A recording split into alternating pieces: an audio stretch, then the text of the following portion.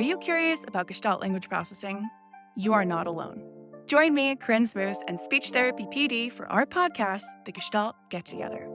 Our episodes try to balance the enthusiasm and excitement about GLP and its associated intervention ideas, as well as a healthy dose of skepticism about how to understand and integrate this paradigm shift into your career and the field at large. We hope that you can get together with us to learn more about Gestalts.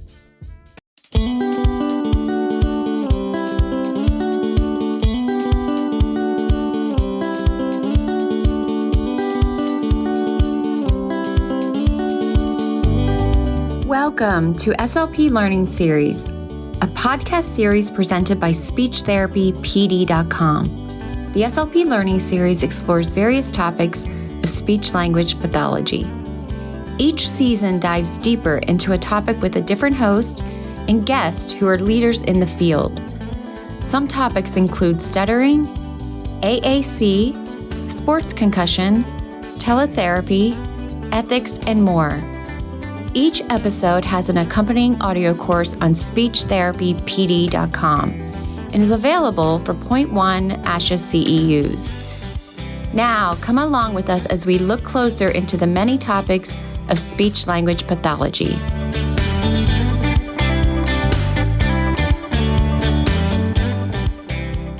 Welcome to Season 7, Telepractice. It's not just screen time. Hello, everybody. Welcome to the podcast mini-series, Telepractice. It's not just screen time, presented by SpeechTherapyPD.com. Thanks for joining us for episode number 8, Platform Considerations for Effective Telepractice Service Delivery. This audio course is offered for 0.1 ASHA CEUs. I'm your host, Karine Hartunian-Kukayan. I've been a speech-language pathologist for over 2 decades, working in telepractice for the past 13 years, serving in both special education and healthcare. Here are the financial and non-financial disclosures. Karine Hartunian-Kukayan is a sole proprietor who consults on telepractice services and works with professionals on accent modification to enhance their communication skills. She is a regional manager at Parallel Learning. She also receives a compensation from SpeechTherapyPD.com for this presentation. Her non-financial disclosure is that she is the current Associate Coordinator for ASHA Special Interest Group for Telepractice, SIG-18. Kellie Paul receives a salary from CoView Global, a clinical teletherapy platform, and receives an honorarium from SpeechTherapyPD.com for this episode. Her non-financial disclosure is that she is a member of ASHA Special Interest Group for Telepractice, SIG-18. And now here's a little bit about our guest today. Kellie Paul is a dedicated speech-language pathologist with a fervent commitment to high-quality educational services for children. With over 20 years of experience as an SLP, including 10 years in teletherapy, Kellie has honed her skills effectively reaching and guiding school-age learners and administrators. Her proficiency in fostering successful, ethical, data-driven communication outcomes reflects her passion for helping students. Welcome, Kellie. Now, before we dive into the course content, we would love to hear about how you began your journey as an SLP and then came upon telepractice. Yes, thank you. Thank you for having me.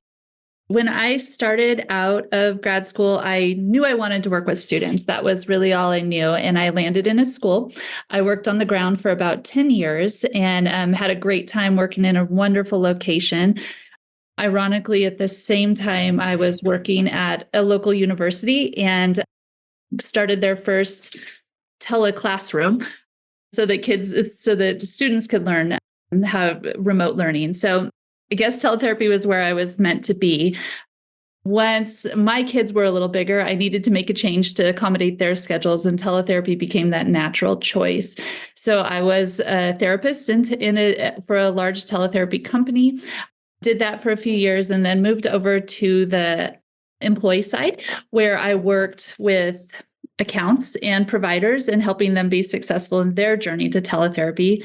And most recently have moved to work for a platform company where we build a teletherapy platform. So very good. Thank you so much. Now, today, by the end of this course, participants will be able to, 1, identify key components of professional platform needs, 2, explain aspects that are barriers to effective telepractice delivery, and 3, distinguish platform tools that will enhance platform services. Before we actually dig into the actual content, I did want to read off a disclaimer that during this episode, we might name particular companies. We might also mention particular products or video conferencing tools. We wanted to just share that this does not indicate that speechtherapypd.com or we endorse a particular product. We will try to outline the features and the platforms to empower users to make informed decisions when considering these tools. And now, with that said, let's begin by defining some terms that we're going to be using during the episode. First, Kellie, would you please describe or define for us what is meant by video conferencing? Yep. Video conferencing is what we're doing right now. Video conferencing is the ability to connect remotely on a platform that is giving us live session feed as far as being able to communicate back and forth. Thank you. And so we hear and we will be talking about the term platform. What is a platform and how is that different than video conferencing? Definitely. I feel like a platform for us as clinicians is our next level up of what we want to be using for our sessions. It is the same video conferencing, often a larger level of security, but also including a lot of tools to be used specifically for therapy. All right. Thank you. And then I hear this a lot, and I'm sure all of us do, the terms, the acronyms EHR, EMR. What do they stand for? What do those letters stand for? And how are they different from one another? I think you find most common that people use them interchangeably.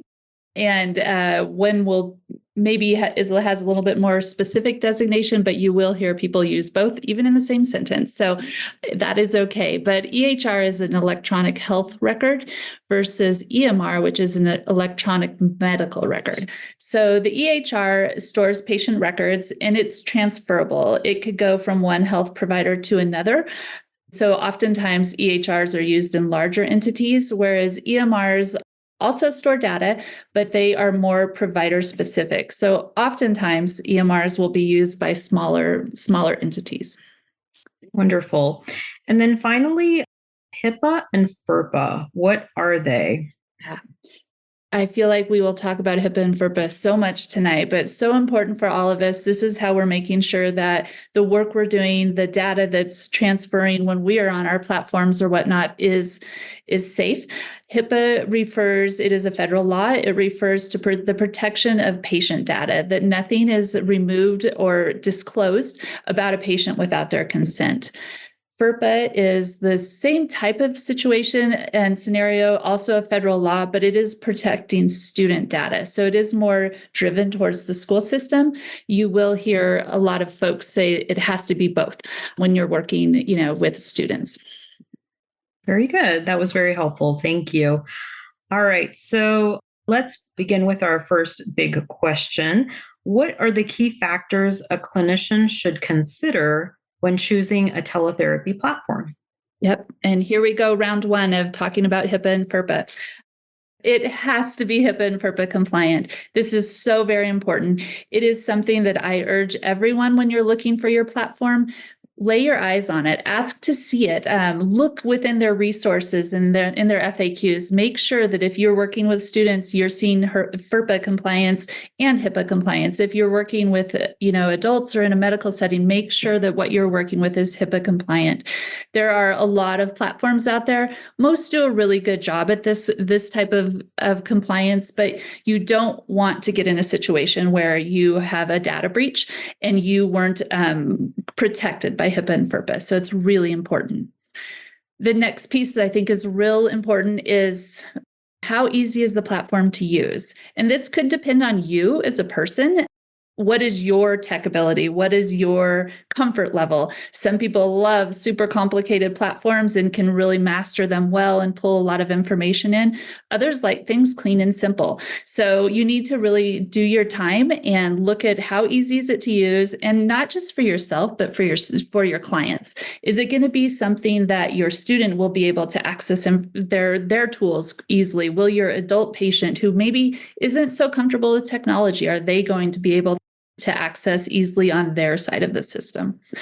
Then I think it's really important to think about, what do you need the platform for? And we are in such an amazing time right now because COVID, I'm going to say thank you to you right now, because COVID brought an amazing change in teletherapy. For all of us that did teletherapy before, it was out there. There was some good stuff. And then all of a sudden, everyone had this quick jump into teletherapy, and that wasn't so great. A lot of people had to make a quick jump to Zoom or Google Meets or something overnight or within days with no training, no experience. And teletherapy isn't the same thing as live sessions. And the platforms that you had to use were not maybe geared towards teletherapy. But post-COVID, there has been an absolute explosion of amazing materials created, of amazing technology, of amazing platform improvements, so you can get exactly what you want. And so really think about that. And on this very small scale, if you're working with adults, you don't want a platform that just has, maybe cutie little pictures or butterflies or something like that. You need to make sure it's right for the age group you're working with. Most platforms do a good job of that, but you will see some are a little more geared to adults, some are a little more geared to students. So look into those pieces. The other thing that I think is really important, and it's out there in so many different forms, is assessments. Do you give assessments? Do you need them on your platform, or are you willing to go to an external source? We know assessments are so important, and we need to make sure that they're clinically valid. I think it's a big hurdle for a lot of folks working in teletherapy to feel good about this. The tools are out there. The research has been done. There are valid measures for assessments from all of our big publishers. So it's a matter of choosing how you want to give your assessment and what you're looking for. Companies have really great integrated assessments where everything is right there for you, your prompts, your protocols, your scoring materials.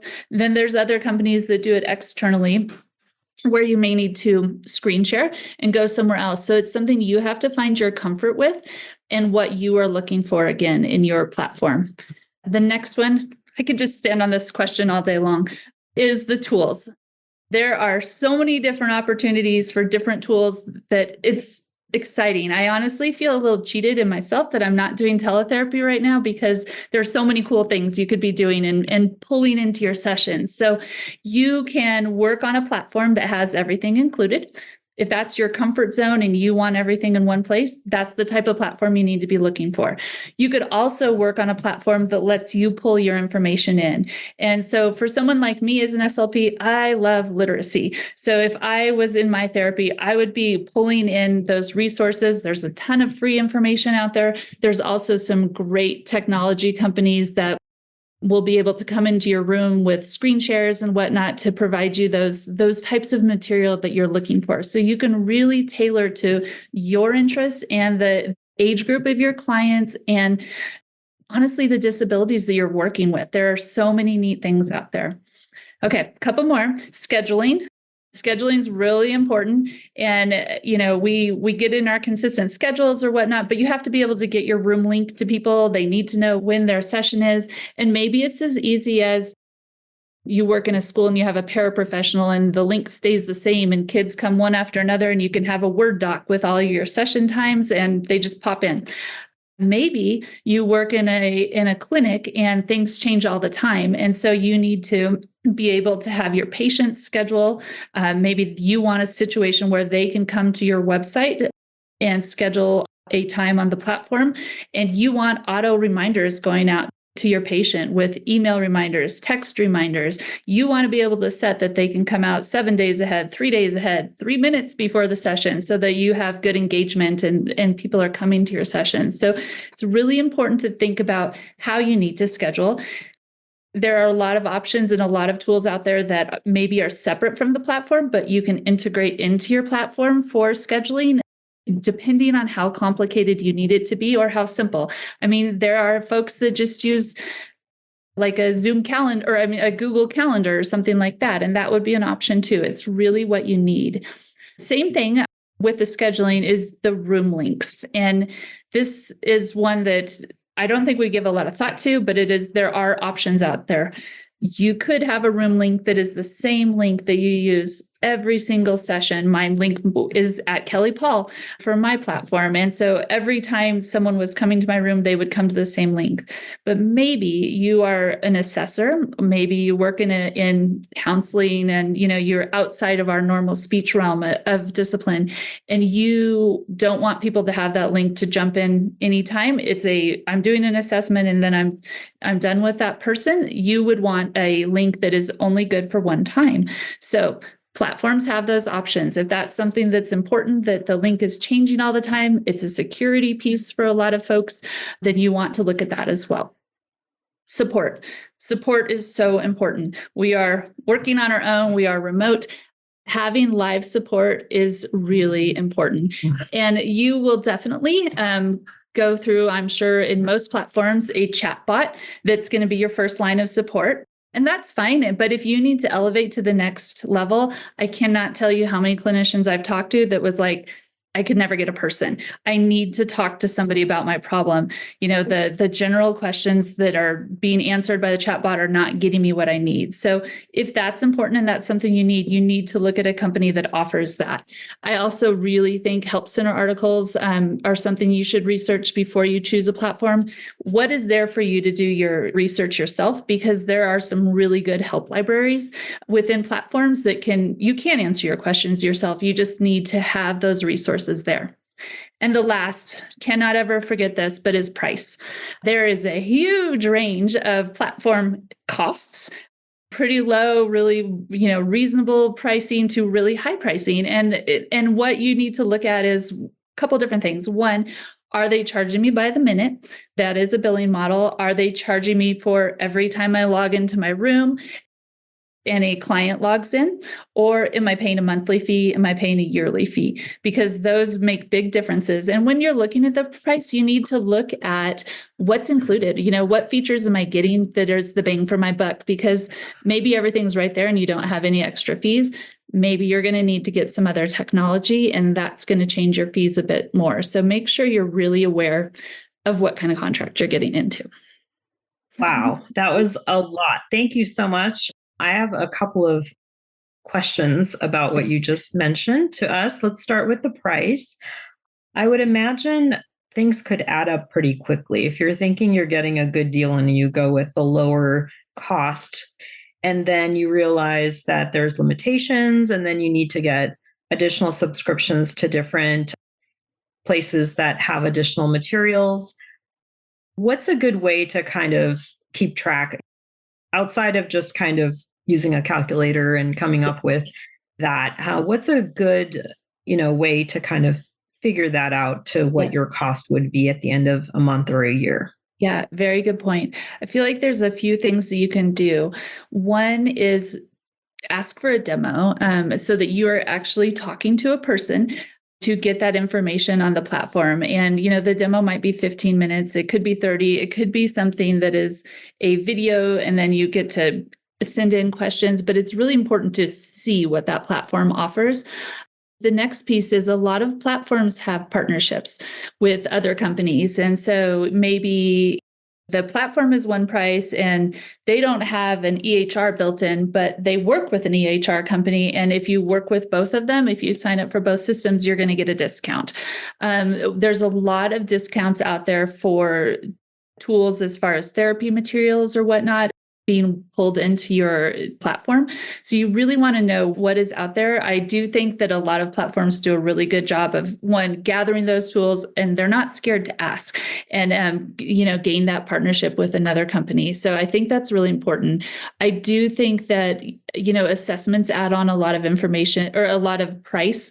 So I think it's really important to know a couple different things about your assessment piece. One is the licensing fee. because that's going to be one stable fee for you to have access to that assessment. And in the licensing fee, sometimes it is per use, and sometimes it is open just for per month. So you need to make sure you know what type of fee that is. The second piece is the protocols. The protocols add up. We all know that. And if you have the option to buy them singly versus you have to buy a pack of 25 or 25 uses, you might not need that in a year, and, might change to something else in our amazing field and not need them at all the following year. And so you don't want to have paid for that. So it's really important to do your research before you sign on with everything and, really think it through. What do I need? And I do there's a lot of platforms, that have varying levels of membership or whatnot. So see if you can start at the bottom, try it out for a month, and, don't get all the bells and whistles, and see what you need. Also make sure they have an opportunity for you to switch back and forth.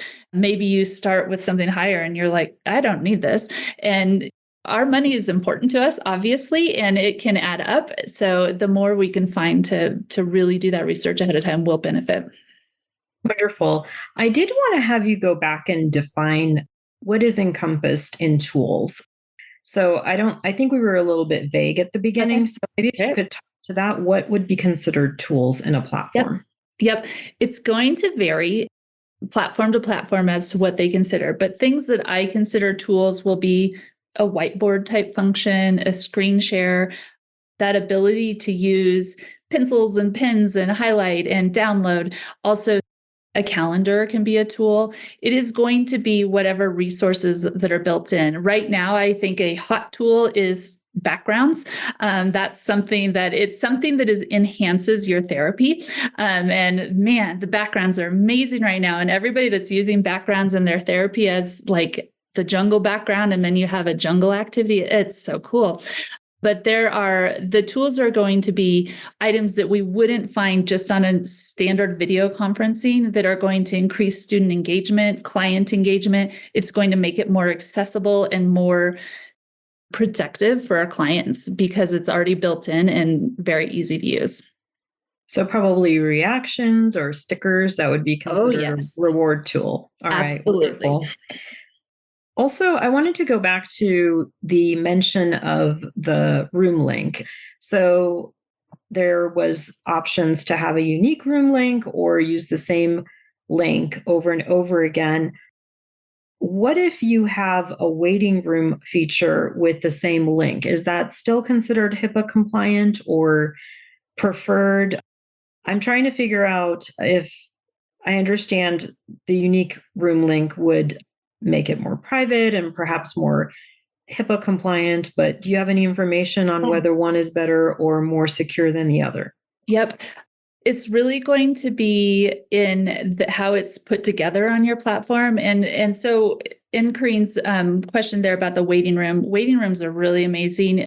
Used in a lot of our medical settings in our clinics. And the waiting room is an amazing option because a client can come in and they're going to, maybe they've just scheduled on a general link. It's going to bring them into the waiting room. Maybe there's 3 or 4 other folks in the waiting room. We see this a lot used with counselors specifically, but from the waiting room, and a billing person could speak to them and then put them back in the waiting room. A nurse, if need be, if it was more of a medical type situation where we needed to get some more information, could speak to them and put them back in the waiting room. Typically, when you're in a waiting room, you are identified by a number sequence so that it's not necessarily the person's name that is showing on the output of the screen. It's something that the internal team is going to be able to read and know who their patient is to help with privacy. There's definitely a piece where, a lot of folks will set their platforms up where it's maybe Kellie P. So I'm not giving all my information and no other pieces of information until we are in that secure room. There is definitely a piece. It is something that I feel a lot of schools get more concerned about that. And maybe it's not as necessary in schools because we know what provider is going to be seeing that person. But if there is a clinic setting and multiple people could be working with a person, then they do come up with ways to keep the same HIPAA compliance. All right. Well, I think you did a pretty good job of answering the question about the differences. Maybe you could just give us a few more things that might be different for features that one would look for if they're going to work in a school versus a medical setting. So it sounds like the waiting room, multiple people in the waiting room option would be a good one for the medical side of things. Anything else that a provider could look for if they're working for a school versus a medical setting? Yep. I think that the pieces that you can look for definitely, again, are the tools within and what you can use for your discipline. I do find with a lot of our medical setting folks, they're using less tools. It's a lot more just back and forth communication and, practicing maybe voice levels or whatnot, which brings on a whole new interesting piece, because if you're working in voice, maybe you're working with Parkinson's patients or whatnot, there's a lot of tools that can be used in that regard to measure voice volume and intensity. You're going to start looking at tools differently. That's going to be a big piece. The other thing that I see as a big item to think about if you're working maybe in a medical setting is how you're doing your insurance billing, because that's going to be a bigger deal than we have in the schools. Yes, there is some of the billing that we have to do. A lot of that is directed through a school system. But if you are working in a clinic or a medical setting, you may be doing that billing yourself. So how is that set up? A lot of folks in clinics are working in cash pay or private pay. And does your platform support a way for providers to get paid right there on the spot? There are a lot of platforms that maybe you go to a waiting room, and before you're allowed to pass into the clinician's waiting room, you have to pay. And it's going to hold you there until you do that. So you need to look at those features when you're looking for differences there. Wonderful. And then just curious, I'm sure different features are more prominent for different types of providers. Could you speak briefly to differences that an OT or a PT or perhaps mental health and behavioral health providers might look for, or even medical doctors? What would they look for versus a speech language pathologist? Yep. First things that I think of immediately for OT-PT and a counseling person is the cameras. Not as big of a deal for us as speech pathologists. Definitely, if you have an AAC kiddo, you're going to want to have that external camera. But for an OT or PT and a counselor for assessments, if it's a psychologist, but OT or PT for all their therapy, they are going to want an external camera. So you need to make sure that your system allows easy integration, and it needs to be on both sides. On the client side, so you can see what they're doing, and it has to be on your side as a clinician so you can show them what they need to be doing. And so that becomes challenging on some systems because maybe you can have it on your side, but how to filter it in on the student or the client side becomes harder. Definitely something that has to be looked at. The other piece is video feed rotation. You need to make sure an OT or PT could be doing some amazing full body exercises or activities with their student. They need their camera to not be in landscape, but it needs to be in portrait. So within your platform, can you turn your system that way? I see a lot of really, really cool technology for our OTs and PTs and a lot of our doctors as well, where they're measuring motion. And so obviously camera is really important in that situation, but it could be, measuring something like how far I can pull my arm up and to see their progress or whatnot. They're going to need those tools. You're going to need strong camera abilities within there. Very good. That's really, really an important point. Let's talk a little bit about our second main question now. What are the barriers to effective telepractice? What are some barriers that you've encountered? Yep. I feel like a first barrier that folks have to jump over is the comfort with teletherapy and that it is effective. And I feel like we in our profession have heard this a lot.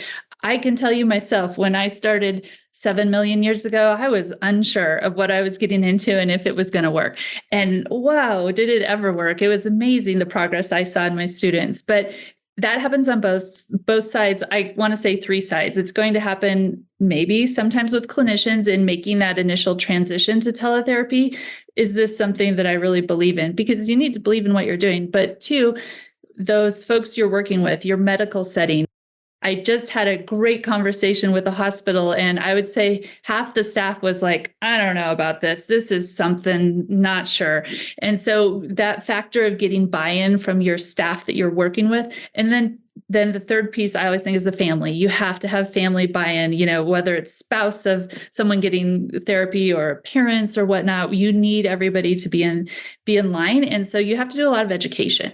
And I think at the beginning, it's really important to have as many people involved.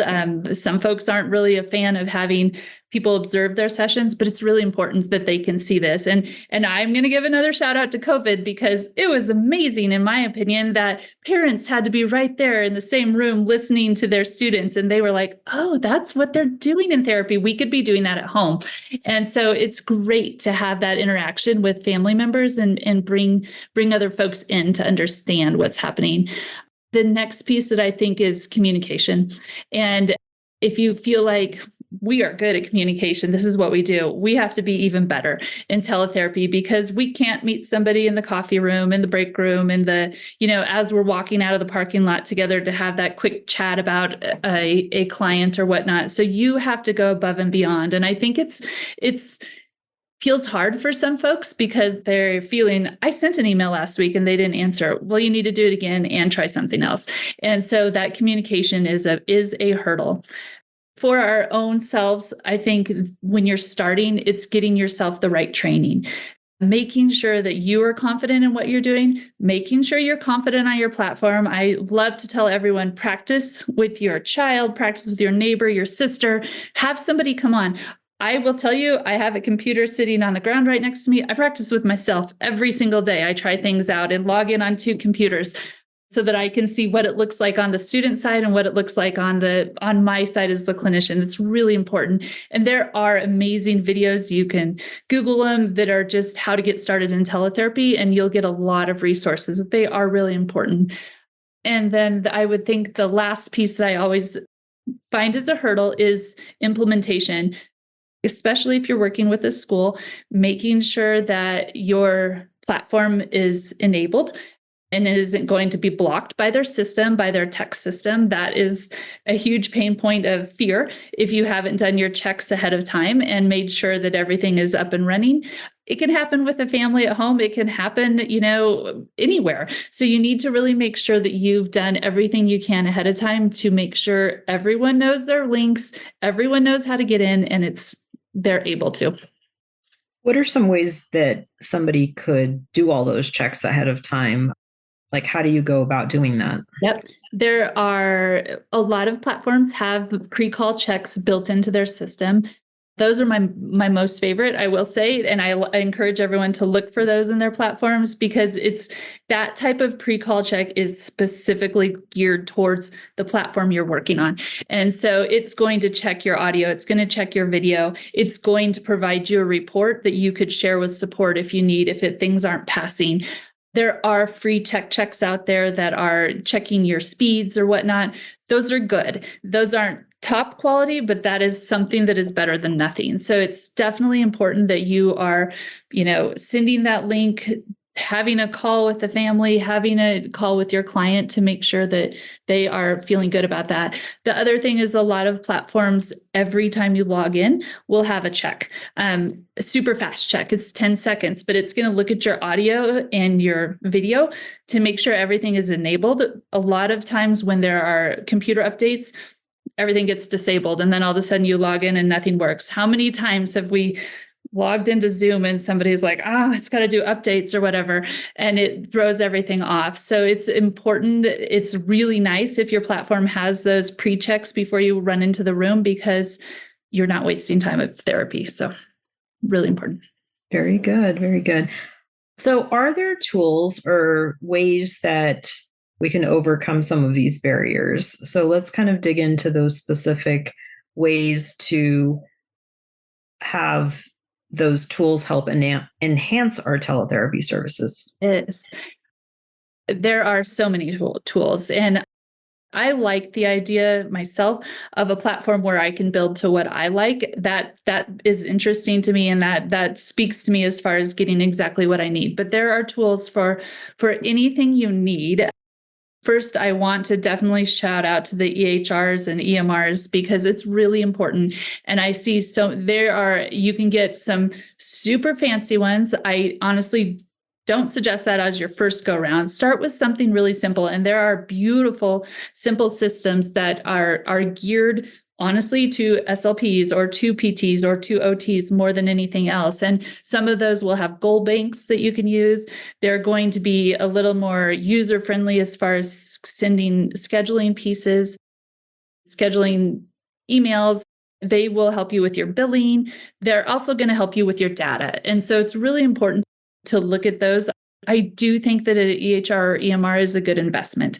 There are also some maybe simpler ones if you don't have to do all those billing pieces and maybe not all of the scheduling pieces, or it's very simple in the way you're set up.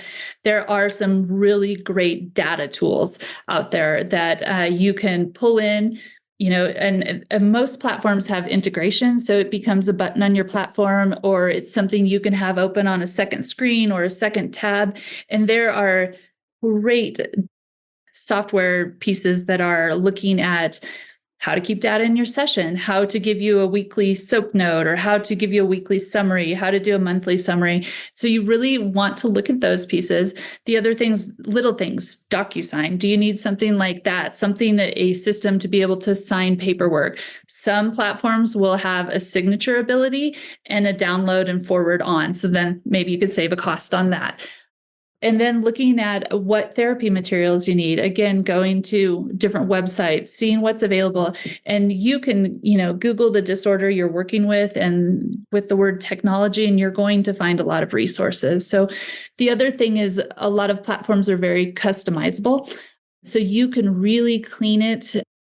You have a configuration abilities on the back end it is simple, where you can delete things or add things that you need for you. And that is what happens at the end of the day. That's what helps it all work well if you love your platform. So I want to go back for a second to talk about documentation, because I know that is definitely a burden for a lot of us, right? Whatever setting we're in, it does weigh heavily on us. We end up spending extra time that, we may or may not get paid for.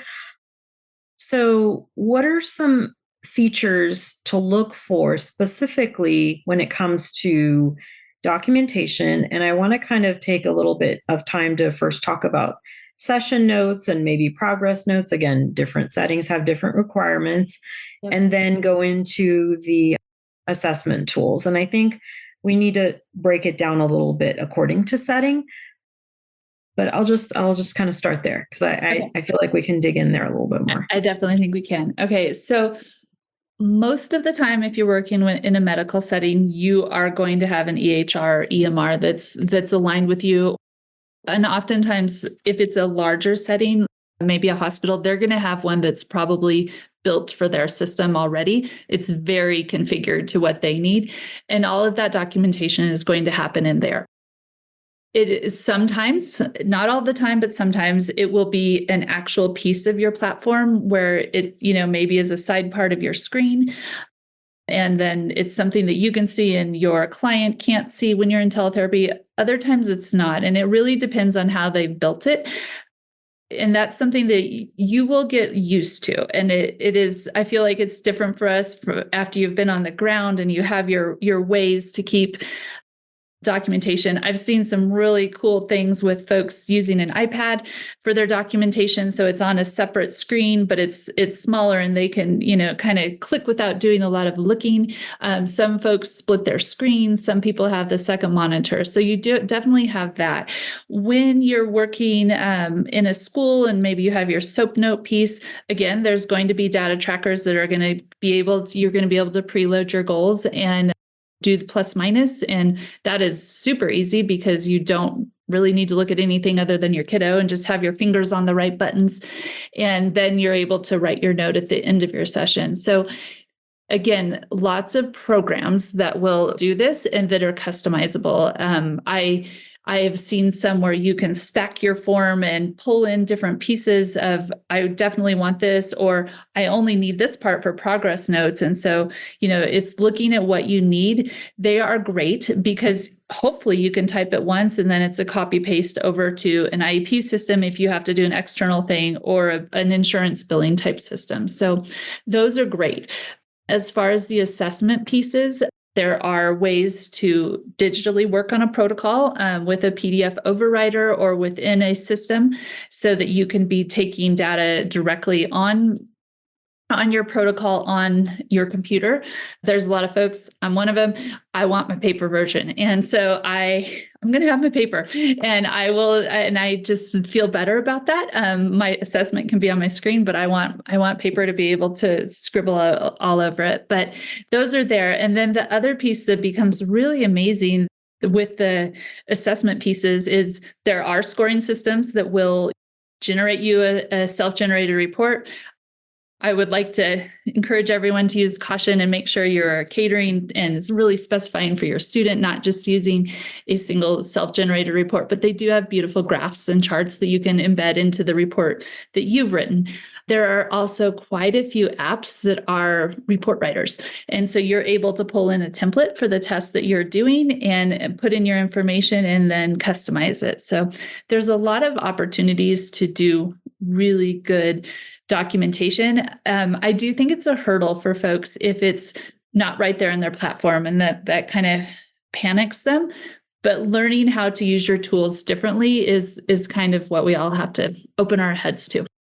I was curious specifically if you have any opinions on if there's a lot of drop downs where, in lieu of like typing text, does that help with data collection, or does it not matter really? Yeah, I definitely think I feel like it goes both ways. I like the drop down for myself for continue with plan or something like that I'm going to write on every note. But I also, if I have a drop down, I want to be able to type something in myself also. So it's not a one size fits all, but I don't think that just having a drop down is maybe the best idea to really customize it to your client that you're working with. I will say too, this is a exciting plug, I think, for AI and artificial intelligence is there's a lot of research and build out being done right now for how AI can help speech pathologists with their SOAP notes and their documentation, as well as their lesson planning. And it's amazing work that's being done. I do feel it's coming our way. It's going to be another opening for ourselves to allow this in. But pieces where you can maybe speak your note, and it's going to, there's already features where you can speak and it's going to type it in, but it's going to have some predictive language, and also it's going to be able to do some data tracking for you depending on the program you're using, so that it's happening without you actually touching anything, just based on how the student is answering things. So it's coming and it's going to be great for us. We're just going to have to learn to adapt to it. That's right. Embrace it and try to be open to it, and, That's right. and also ask a lot of questions. That's right. All right. So I know I do see questions coming in. Please continue to put your questions in the chat and we'll take them towards the end. So let's kind of dig into some of these questions, more open-ended questions, I would say. Let's see. So in terms of regulatory compliance, we talked about the HIPAA and the FERPA. Anything else you wanted to add, like what features should somebody look for? I know we talked about a little bit about the room links and, different options there that keep everybody compliant. Anything else regulatory or otherwise that you want to add to that one should look for? There are a few other certifications that platforms should have. It gets really technical as to things that we may not have as much information on, but there is an ISO certification that's pretty important. It's something that you will see on platforms.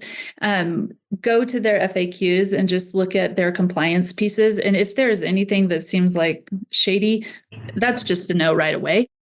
But two, once you go there and you see what it is, Google and check and make sure. And I will definitely put a plug in right here because we're in teletherapy. Make sure you have the right licensures to be working where you're at, and make sure that you are licensed the way you should, because especially if you're working on your own, maybe private practice or whatnot, no one's checking on that, but you don't want to be in a situation where something came up and you weren't officially licensed appropriately. So always a good reminder, be licensed where you sit and where you serve. I did also want to ask, again, the need for teletherapy is far more reaching than just rural areas. But if somebody is serving in a rural community where there's limited internet and there might be limited connectivity issues, what are some features to look for in a platform that might ensure more reliable and stable connection during telehealth sessions? Definitely important, definitely happens. So you want to look for a platform that has the ability to adjust your video quality.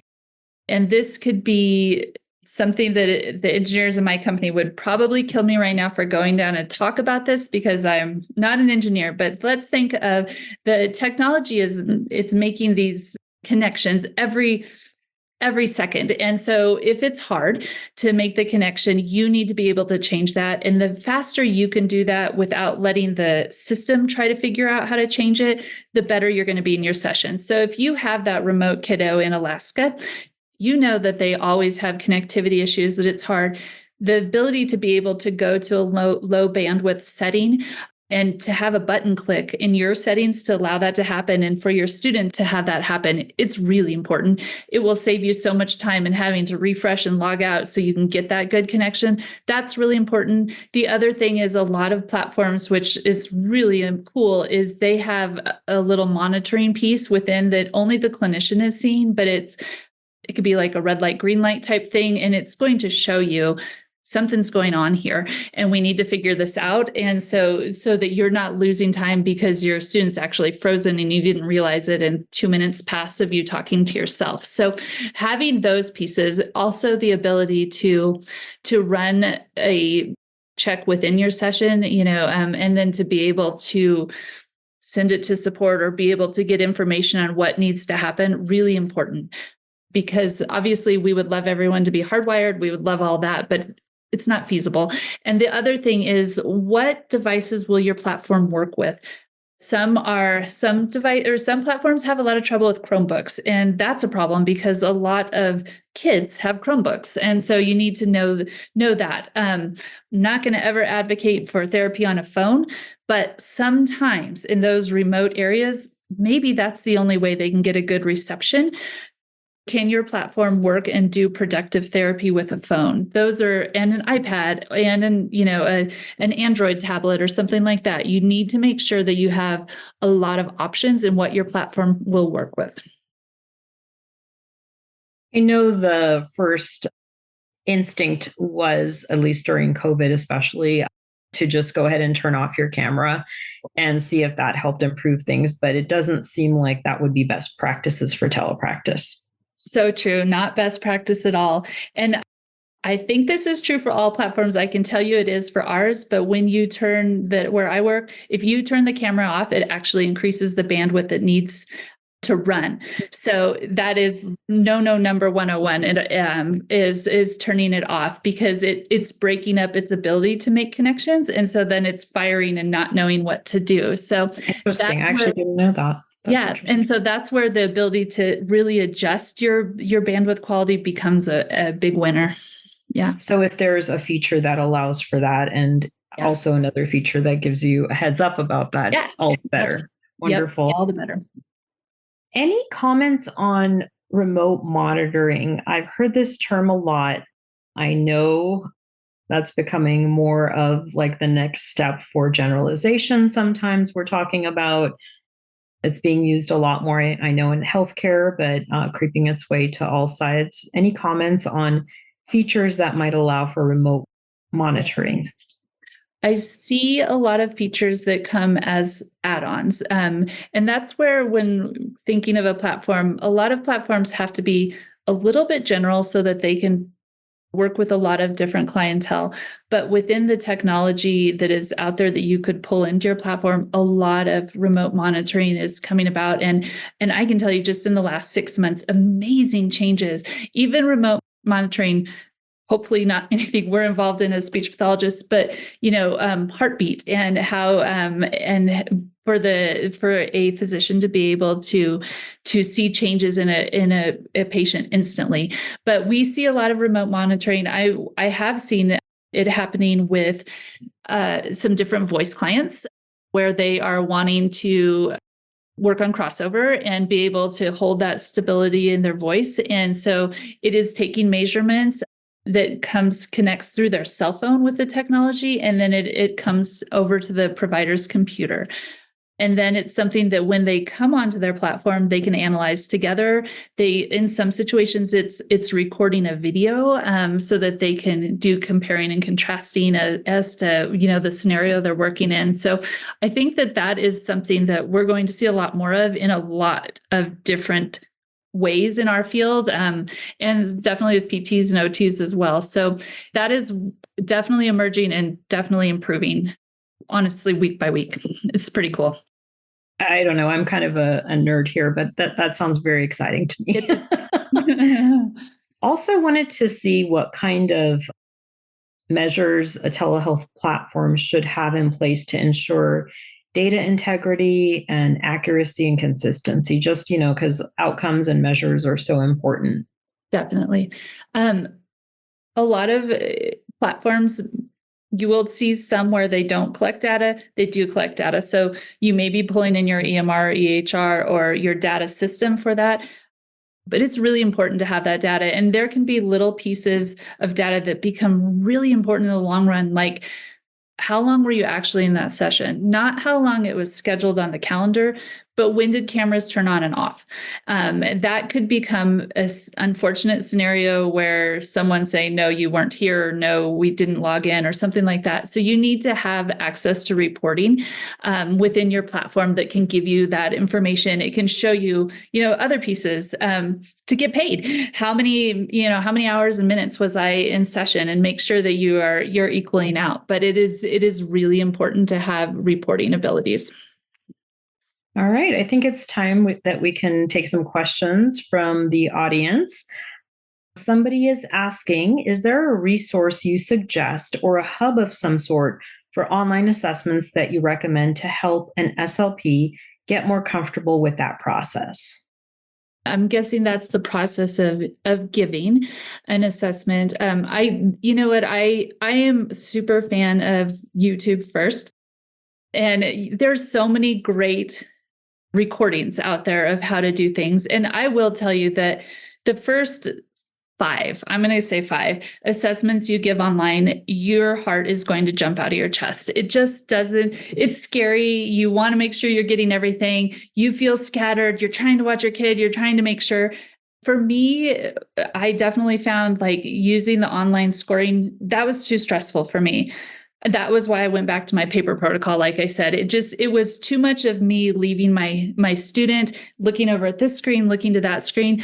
You have to find what's comfortable. I also really suggest just practice out loud to yourself. Have your assessment on your screen, say it, say the question, flip the page. I can't tell you how many times I've seen this, and it honestly breaks my heart, but maybe you don't open your assessment and it's the first time you've given it online, or it's the first time you're giving a new assessment until 15 minutes before your person is coming. It's going to hurt you. So you really do need to practice. I feel like it's not a bad thing to practice all of our pieces. I know we're busy and everything, but assessments for sure. I look in Google. I will say all of the publishers have really nice how-to videos within their own websites, and I have definitely referred people to those just to get comfortable and to learn what's okay when you're testing in teletherapy. I will put a plug into thinking of the features on your platform. There are platforms that give you notification if a kiddo leaves the tab during an assessment, and so then they're not paying attention and we need to take a break. Or the camera piece is a biggie for a lot of kids more than anything, but you want that full attention during an assessment. And so, people have done really amazing, great creative things, sticky note over the camera button of their student, or, turn the camera off. And hey, if that's what you've got, that's what you've got. And that's something. But it is also a distractant to the kiddo, because then they want it off. They want that sticky note off. They want their camera on. And so then they become, kind of focused on that. But there are platforms that turn off the student's camera and it goes away. So you can't even see it. It was never even there. You can still see your student, but they can't see themselves. And pieces like that can make your assessment time easier are well worth it. And one of the things that strikes me by how you provided that information is that you don't have to do everything 100% digitally, 100% electronically. Of course, we have to be mindful of the copyright rules when it comes to the actual testing materials. But the fact that you have the option to write the answers on paper, I think alleviates probably a lot of anxiety. And I also want to just take a moment to say the assessment is a lot about making the student or client comfortable. And so that rapport, I think that, building that rapport will go a long ways to probably having a successful evaluation. Wouldn't you say? I would not agree more. It is so important. I would even add on to breaks. Like, you need to take breaks. It gets tiring for us being the assessor, but it is really stressful and taxing on those kiddos. So, or your high school kid or whoever you're testing, like, give them breaks and make sure you know them well. Those physical breaks, stand up and stretch, yes. jumping breaks, and all those good things. Another question here. What are the FERPA requirements for an online platform? How do we know what we're using is secure enough? That's a great question. That is a great question.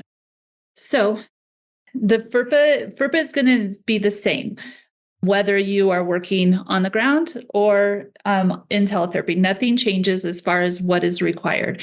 Where you can look for extra things is, how do they store data? If your platform doesn't store data, that you have an extra piece of security there in the fact that your data is now being stored how you store it. And so then you're responsible for that. But if there was a breach of your platform, there wouldn't be anything there. If your platform stores data, you want to make sure that, I think it's a good idea to protect for yourself. Maybe you're able to, not always use first and last name or things like that. Maybe it's first initial last name for items that are within your platform. I know that can get hard, and if you have 4 kids named Charlie, you got to get creative. So, but there are pieces that you definitely, make sure that what you're putting in writing should always be there, and that it's appropriate if it were ever pulled or somehow disclosed. But unfortunately, the breaches do happen. And so it's really a matter of making sure you've done everything you can on your side. A lot of platforms will also store student information with a series of letters and numbers on a home screen or whatever. So if it were hacked, it's harder to actually get to that other information. I fully support that. I mean, it's an extra step of learning in your head as to how you're getting to your students, but anything that can happen, definitely make sure, if nothing else, that, when you're logging into your platform or whatever, you have done your research. All right. Thank you. Another question here. Is there a website resource that compares and contrasts SLP platform features like price, tools, services, etc., like in a chart format? That would be a wonderful resource. Really great thing. I don't know of anything like that. My own company has a chart that compares our platform to Zoom and Google Meet. I don't know of anything that does the comparison between the different platforms that are out there. I'm sorry. I think what I've seen is when you do Google some of the platforms out there, there will be those types of things that are done kind of as marketing tools. So you might want to put some keywords in a Google search and see what would come up. But I think that is a great idea for somebody to develop a tool like that. I agree. And I will shout out to, I very infrequently give a shout out to a lot of social media things, but there's some really great things out there where, maybe it's an Instagram channel, maybe it's a Facebook channel where you can collaborate with other teleclinicians. And I mean, you have to take some of it with a grain of salt always, but ask people like, have you used this? How did it go for you? Or, pieces like that. I think you can comb through the responses and get some really good information. So from people that are working in our field, Wonderful. And a final question, somebody was wondering what was the name of the platform that you work for called? Yeah, I work for CoView. It is COVIU. It is a word that everybody gets scared to say when they see it, but it's like co-viewing, two people viewing at one time is kind of how the name came to be. But I'm on LinkedIn. I would love to meet with absolutely every single one of you. And, as much as I love my platform and what I do, my biggest passion is making sure people are doing good teletherapy. So I am happy to lead you to any resource that I think would make good sense for you after we chat and I hear your journey. So please message me. Very good. Any other questions out there? Looks like we've covered a lot of ground here today. Thank you so much. So thank you, Kellie. We truly appreciate the research, education, and expertise you provided this evening about platform considerations for effective telepractice service delivery. Please be sure to join us for our next episode in this series, episode 9, which will be featuring Kristen Martinez, and she will be talking to us about navigating case managing through telepractice. I also wanted to put a plug in that we will have another episode that specifically talks about teleassessments in the clinic setting. So hope that you can enjoy and also join us for that. Have a great evening, everybody. Thank you. Thank you for joining us for tonight's course. To complete the course, you must log into your account and complete the quiz and the survey. If you have indicated that you're a part of the ASHA registry and entered both your ASHA number and a complete mailing address in your account profile prior to the course completion, we will submit earned CEUs to ASHA. Please allow 1 to 2 months from the completion date for your CEUs to be reflected on your ASHA transcript. Please note that if this information is missing, we cannot submit to ASHA on your behalf. Thanks again for joining us. We hope to see you next time.